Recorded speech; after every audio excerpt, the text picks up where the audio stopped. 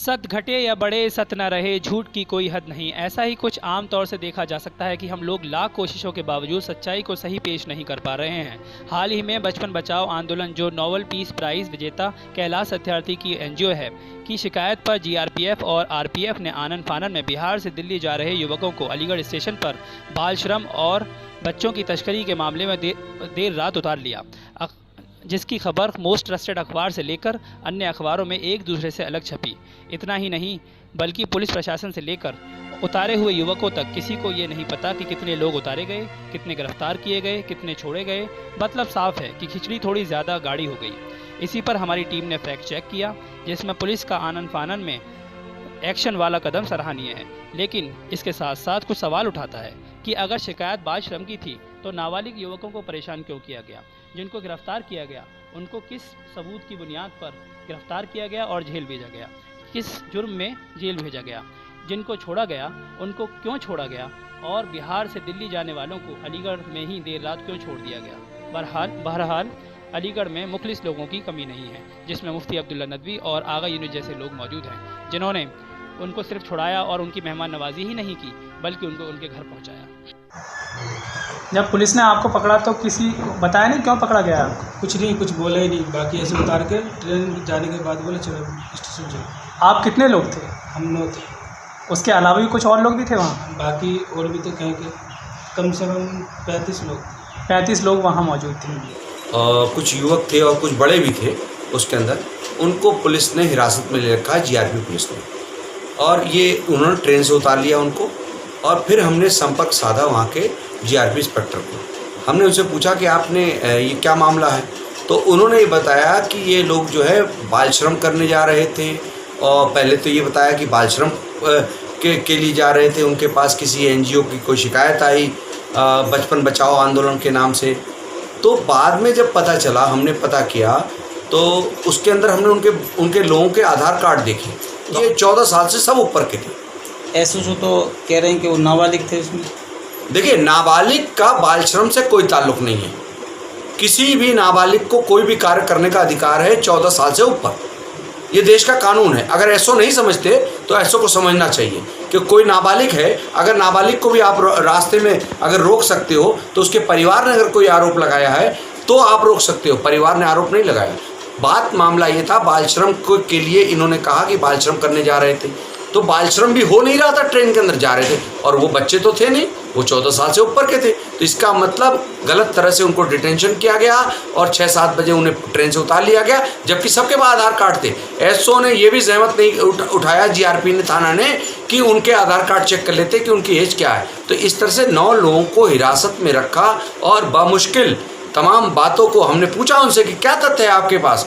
तब उन्होंने जा कर के सारे तथ्य जब उनके निराधार हो गए तो उनको मजबूरन 2:30 बजे रात में उनको छोड़ना पड़ा, और जिसके बारे में मैं देख रहा हूँ मीडिया के सामने कोई मामला दिख नहीं रहा है कि उन्होंने गलत तरीके से डिटेंशन किया। तो अब ये बात बताना चाहिए एसओ को कि और अन्य प्रकरण में कहीं कोई और मामला अब कैसे माना जाए कि वो सही गिरफ्तारी थी या क्या गिरफ्तारी की है आपने तो सब चीज़ों को बाल श्रम से जोड़ दिया। अरे बाल श्रम एक अलग चीज़ है, नाबालिग एक अलग चीज़ है। नाबालिग अब कंप्लेन क्या? एसओ महोदय, ये तमाम जिन लोगों को छोड़ा था रात में, इन लोगों के खिलाफ जिन्होंने शिकायत करी थी, क्या उन शिकायतकर्ताओं के खिलाफ एफआईआर दर्ज करने की कोशिश करने की जहमत उठाएंगे? क्योंकि ये झूठी शिकायत निकली, क्योंकि एसओ ने जब 2:30 बजे रात में छोड़ा है और 6-7 बजे ट्रेन से उतारा। आखिर मानसिक उत्पीड़न क्यों हुआ? वो कहीं जा रहे थे, आपने ट्रेन से उतार लिया, जबकि सबके पास डेट ऑफ बर्थ के कागज़ थे। आपने क्यों नहीं चेक किया? ये पूछना चाहता हूँ मैं। ऐसे क्या उनको कोई खाना वगैरह का इंतजाम किया गया, या मैंने सुना है कि कुछ भी नहीं, वापस भेजने का इंतजाम किया गया? बाद कोई वापसी का इंतजाम नहीं किया गया। आज हमारे लोगों ने, हमारे साथियों ने उन्हें उनके घर तक वापस भेजा, क्योंकि उनके घर पे तो कोहराम मच गया। उनको ना खाना, मैंने सुना है कि खाने को भी नहीं मिला। तो ये बहुत ही गलत बात है। एक देश के अंदर मौलिक अधिकार चलता है, संविधान का राज चलता है, देश का जनता का, हर जनता का मौलिक अधिकार है, और इसको ऐसो को बताना चाहिए कि ऐसो झूठ क्यों बोल रहे हैं। आखिर इसके पीछे कोई साजिश तो नहीं है। दिनांक 29 को हम लोगों को बचपन बचाओ आंदोलन है, कैलाश सत्यार्थी जी का संगठन है, उनके द्वारा ये सूचना मिली थी कि नॉर्थ ईस्ट एक्सप्रेस में बिहार से बच्चे लेके आ रहे हैं। तो उस पर कार्रवाई करने के लिए उन्होंने निर्देशित किया था। तो हम लोगों ने यहाँ पर जीआरपी, आरपीएफ और यहाँ एक उड़ान संस्था है, उनके द्वारा जो है गाड़ी को चेक कराया गया था, जिसमें से हम लोगों के द्वारा काफ़ी लोग उतारे गए थे, लेकिन उसमें से हम लोगों ने 8 बच्चे और 4 जो उनको लेके आ रहे थे उन लोगों को उतारा था यहाँ पर। और बच्चों को उड़ान सोसाइटी द्वारा जो है शेल्टर होम भेजा गया और 4 लोगों के खिलाफ ट्रैफिकिंग के लिए यहाँ पर मुकदमा दर्ज किया गया। अच्छा, तो सर यहाँ इसके अलावा कुछ और भी लोगों को आपने उसी टाइम उसी वक्त पर मतलब उतारा था ट्रेन से? यस, उतारे थे, लेकिन जांच पड़ताल के बाद जो है उन लोगों का जिनका कोई संलिप्तता नहीं पाई गई, उन लोगों को छोड़ करके जिनके सहभागिता संज्ञान में आई है उन लोगों के खिलाफ मुकदमा पंजीकृत किया है। जिसने आपको सूचना दी थी वो किसने किया था? जो बचपन बचाओ आंदोलन ये एनजीओ है, इसकी किसी न किसी ने आपको इन्फॉर्मेशन दी होगी?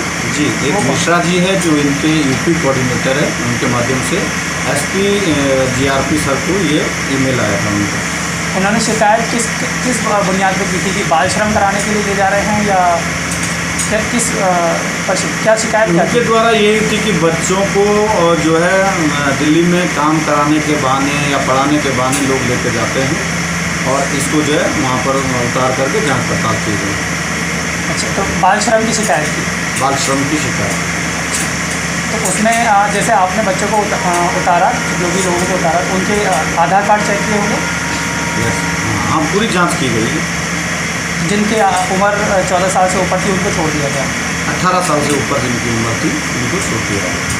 अच्छा, तो 18 साल का तो यह है कि नाबालिग का आता है, क्योंकि 14 साल से ऊपर अगर उम्र है तो बाल श्रम में नहीं आता, और 18 साल से नीचे है उम्र तो फिर वो नाबालिग में आ जाता है। नहीं, जिनकी संलिप्तता ये थी कि उन लोगों के साथ में जो लेके आ रहे थे उनका कोई रिलेशन नहीं था आपस में, और उन लोगों बच्चों द्वारा जो अपना बयान किया गया है उस आधार पर ये कार्रवाई की गई है। उसमें जैसे हमने बच्चों से बात की तो उन्होंने बताया कि हमारे माँ बाप की मर्ज़ी से हम लोग आए थे और हमारे आधार कार्ड में भी उम्र हमारी 14 साल से ऊपर ही है, तो हम बाल श्रम के लिए नहीं जा रहे थे। ये बात हमने उनसे कहा था, लेकिन उस टाइम हमारी बात नहीं सुनी गई और हमें रास्ते में ट्रेन से उतार लिया गया और बाद में देर रात हमें ऐसे ही छोड़ दिया गया, हमें घर पर वापस नहीं किया गया। तो उसके सिलसिले में क्या आपने उनको वापस? ऐसा हमारे संज्ञान में नहीं, किसी को नहीं छोड़ा गया। जो भी बच्चे थे वो अपने परिजनों जिसकी संलिप्तता ही नहीं थी जिनको छोड़ा गया है, वो लोग अपनों जिसके साथ में, तो इसीलिए उनको छोड़ा गया है।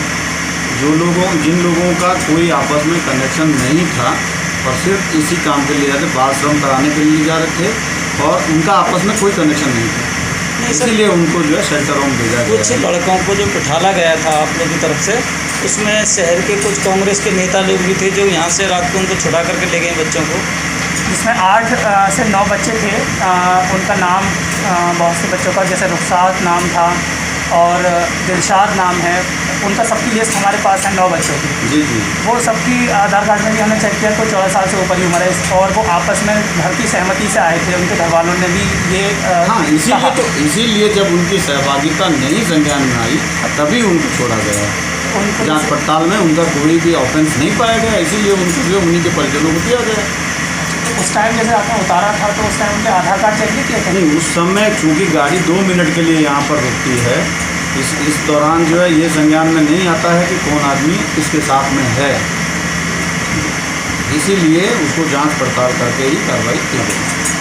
वो जैसे आपने बताया ना बाल श्रम के ऊपर शिक्षित थी, एक अभी आपने बताया कि 18 साल से जिसकी उम्र कम थी, तो अभी 2 मुद्दे आ गए। एक तो नाबालिग वाला है, अगर नाबालिग वाला मुद्दा है तो उसमें घर वालों की शिकायत कोई होनी चाहिए, तो घर वालों ने कोई शिकायत नहीं की थी। ये हम लोग घर वालों की शिकायत नहीं आई है। हम लोगों को जो बचपन बचाओ अभियान के जो कार्यकर्ता है यूपी के, उनके माध्यम से ही और एक एसपी पूरे अलीगढ़ की तरफ से मुफ्ती अब्दुल्ला नदवी और आगा यूनुस जैसे लोगों की तहे दिल से शुक्रिया। आप जैसे लोगों की सख्त ज़रूरत सिर्फ अलीगढ़ को ही नहीं बल्कि पूरे देश को है।